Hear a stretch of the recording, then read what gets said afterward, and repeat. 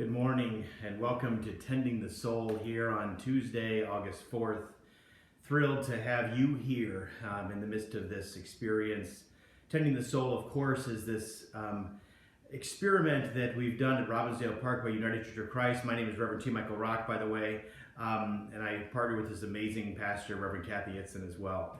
But this Tending the Soul experience is really about tapping into the energy of the first century followers of the way. And I believe so from the research that has been done that these folks did not belong to any religion. There was no authority that gave them any certain power or priesthood, but they got together for support and care and love and compassion for each other. And that's the energy which we bring into this experience. They were gaining wisdom from all over the world.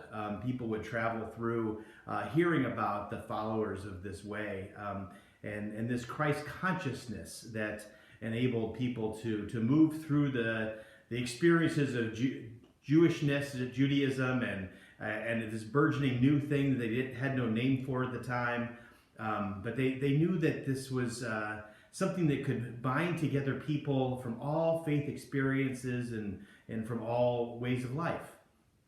And so they followed, they learned, they grew, and they opened their heart to something more.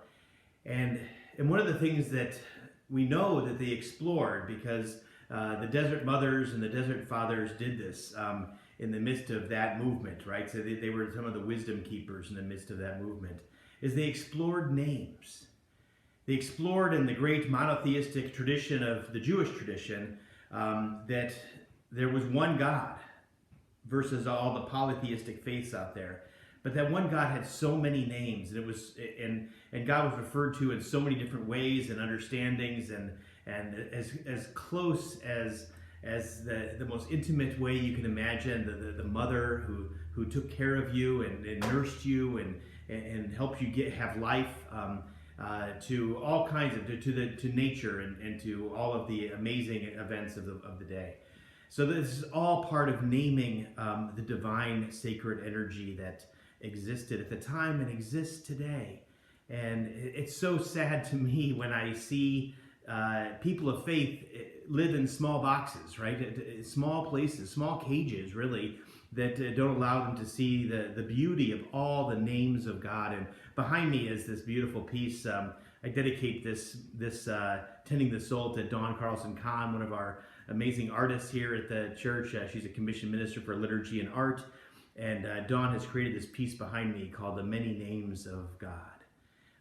And in that, if you spend some time with it, you can experience that ebb and flow, the life, the breath, the wonder of what it means to be in that faith. And so today, for Tending the Soul, I want to get back into that same place of those early followers.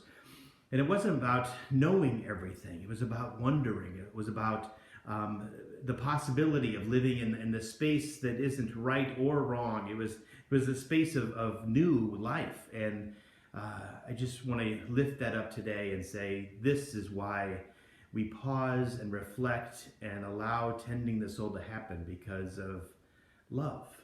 Because love opens us up, heals us, and gives us new life. And so it's no surprise that we understand God as love.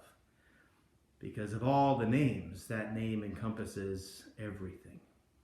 And all of the names of all the gods and all the other traditions are bound in love. Are bound in love that contains power and conflict and wonder and awe, transformation and change. So let us bind ourselves in all of the names and all of the possibilities as we tend to our soul. Hope you have a beautiful evening, and we'll see you next week.